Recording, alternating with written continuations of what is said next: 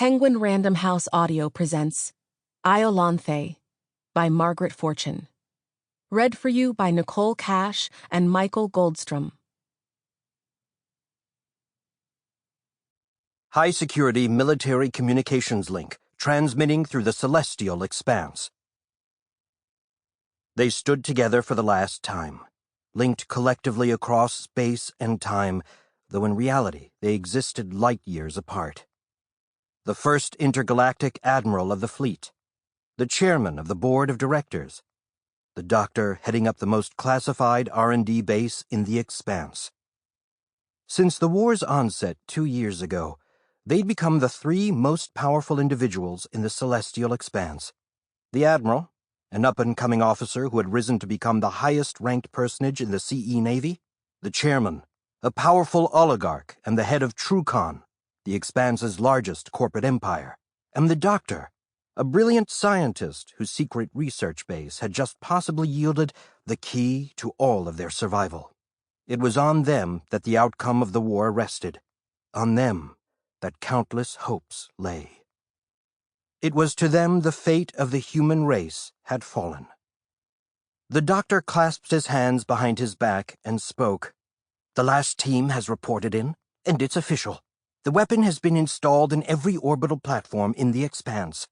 In exactly 13 days, 17 hours, and 21 minutes, the Archangel will fire as planned, and when it does, every last Spectre will be destroyed." "You mean every last ghoul?" the Admiral interjected, an edge of challenge in her voice. "The Archangel will destroy all the incorporeal Spectres, but there will still be millions of people infected with them. We'll still have plenty of squatters to contend with, which I trust your people can handle." "We'll do our part," she returned, "just as long as this weapon does yours." The doctor bristled at the implication, but before he could reply to the intended insult, the chairman interrupted. "And what about those millions of squatters?" he asked, with a pointed look at the Admiral. "Within 3 years, every single one of those people will be dead. The clock is running down, and there's still no cure." A pregnant pause ensued, all eyes on the Admiral as she stood silently at the viewport in her office, all stiff lines and sharp angles. Though she didn't move, didn't even blink, something about her overly erect posture seemed to squirm, and not without reason. While the doctor's division was responsible for tech, the military's bio-research division fell squarely under her purview. "One thing at a time," she said, with a slight lift of her chin. Her eyes met the chairman's through the link, ice-blue eyes locked with dark brown as they stared each other down across the light years. The doctor snorted, already knowing the eventual victor. Though the chairman was like a bulldog when riled, he recognized the Admiral's defiant head tilt, cultivated since childhood. And indeed, when the two finally broke gazes, it was the chairman who replied, "As you said, one thing at a time. With the Archangel due to fire in just 2 weeks, all our efforts should be focused on the upcoming offensive. We can't afford any mistakes. Once the weapon has done its work, we can revisit the matter of finding a cure." And they would revisit it. The look in the chairman's eyes made that clear. He held the other's gazes for a long moment, then, as if flipping a switch, his intense stare morphed into the oily politician's demeanor familiar to every man, woman, and child in the Celestial Expanse. The chairman suddenly smiled. "Look at us, so dour, even on the cusp of a great triumph. Shall we not raise a glass to our imminent success? To the Archangel, our weaponized savior." He reached for his glass. A snifter of brandy he rarely seemed to be without, and the slightest hint of a smile touched the Admiral's eyes. Silently, she strode from the feed, returning a minute later with her own cup, though what it held couldn't be observed through its obsidian sides. The doctor retrieved the water glass from his own desk, amusement lurking at the corners of his lips, and then all raised their vessels high. "To the Archangel," the chairman said. "Bright may it burn." "The Archangel," repeated the doctor, followed on his heels by the Admiral. They held their glasses aloft for one pure, harmonious moment, then downed their drinks in the light of a hololink that would never see their three faces together again. Part 1. Exiled. Login, Starnet Holomail, inbox 096-B31-098-K232. Michael Sorenson. New holomessage created. Visual feed disabled. Recipient, Teal Sorenson. Link number 098-A34-013-K112. Location, Iolanthe. Subject, Leah. Recording, on. Throat clearing. Hey, Teal. It's me. Silence, 48 seconds. Shuffling noises. Throat clearing. Silence, 72 seconds. Hey, Silence, 59 seconds. Recording off. Message status deleted.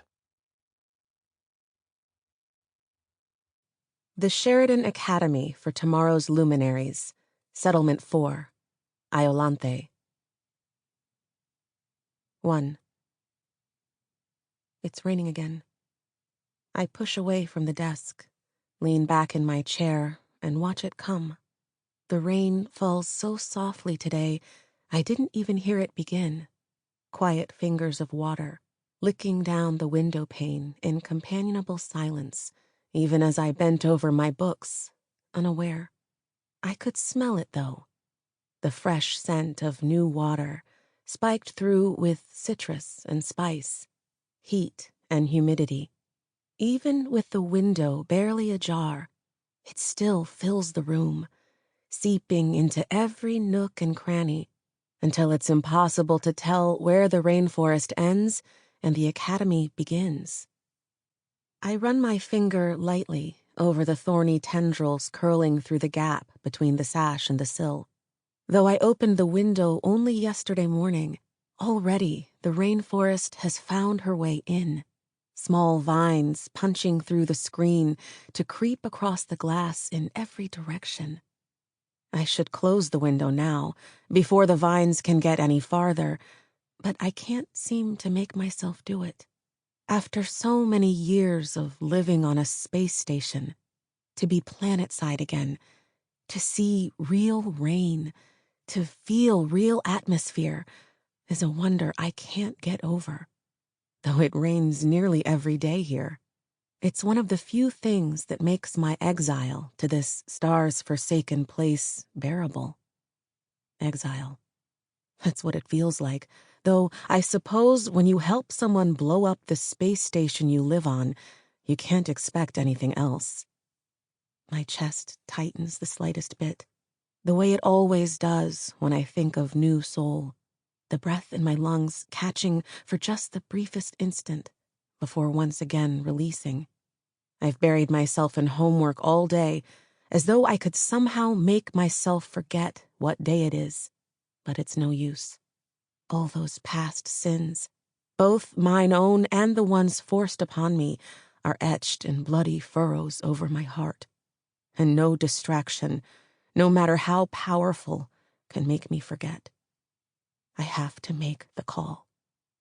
He won't answer, of course, even if he's free. He won't call me back. He won't send me a link. For all I know, he'll delete my message without ever watching it.